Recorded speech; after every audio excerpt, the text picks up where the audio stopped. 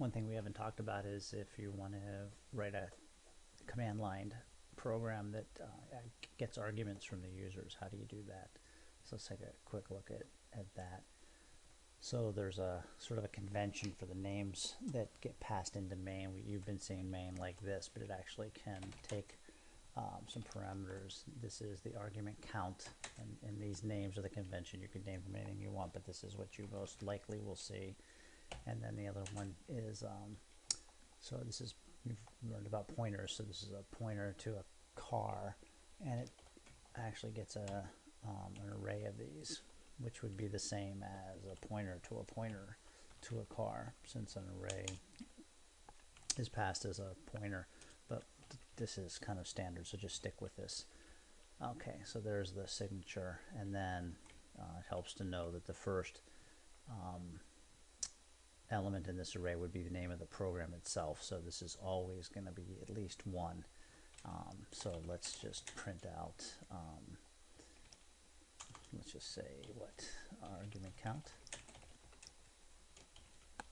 and we'll print that out and put our new line there, and then let's print out all the arguments that come in here.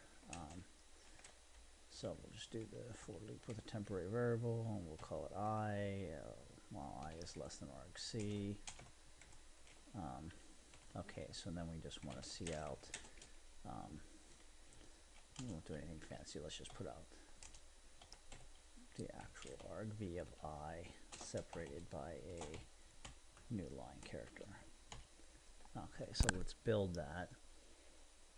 If we run it like this, we should get one parameter, and it should be the name of our program. So let's just go ahead and run that. And so argument count is 1, it's the name of our program.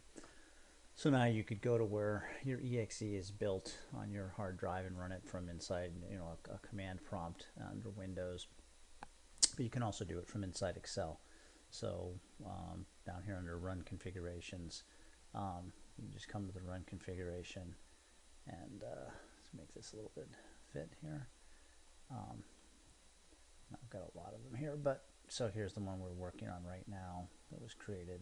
Make this a little bit wider, and you go to this tab called Arguments, and then here you can pass in whatever you want. So we'll pass in Fred and Ethel and 16. Everything comes in as a string, so it doesn't matter.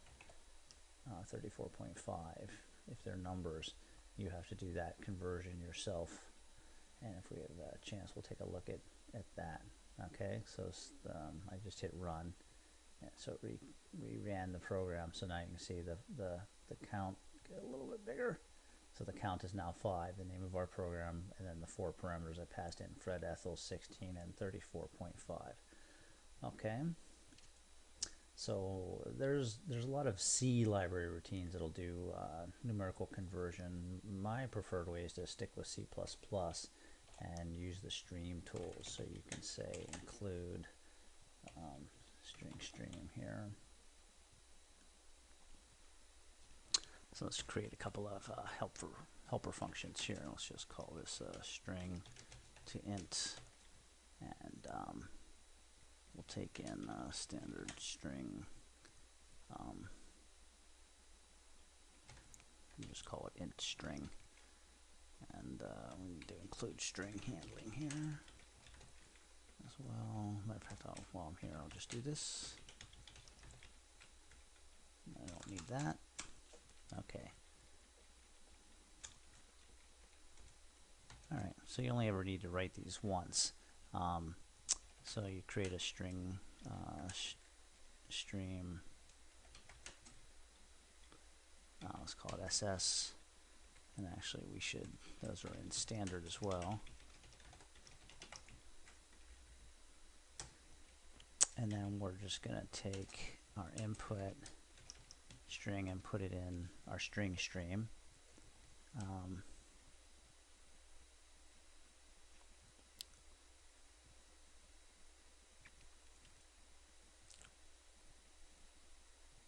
don't know if that's really a problem or not. This should work.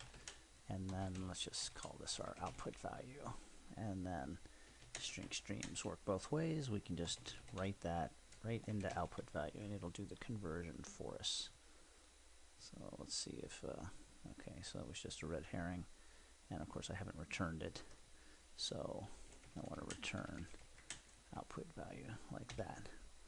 Okay, and then since I haven't gone over templates yet with you, let's just let's say we want to do one for doubles. Okay, and we'll just call this double string. Okay, and let's just grab all this, paste it in here, make a few little changes. Our output value is now a double, and return an output value. Okay, so then we can say int value equals, and we can say string to int, and we had an argv of 2, 0, 1, 2. Actually, it was argv of 0 was per 1, 2, 3. I think had our int, and then we can say double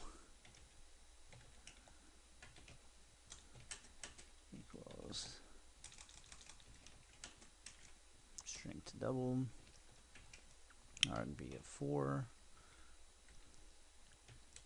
and then we can just print those out.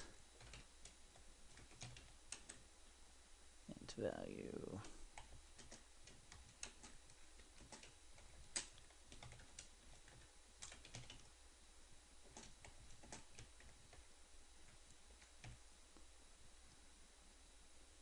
and we'll also make a little bit of sense here. And we'll just put double there. We'll build that.